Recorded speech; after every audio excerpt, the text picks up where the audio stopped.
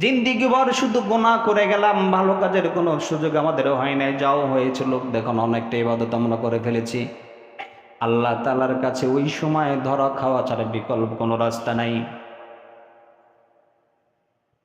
দেশের কোনো ক্ষতি হয় এমন কারো কোনো কার্যকলাপে আমরা যুক্ত হব না ইনশাআল্লাহ।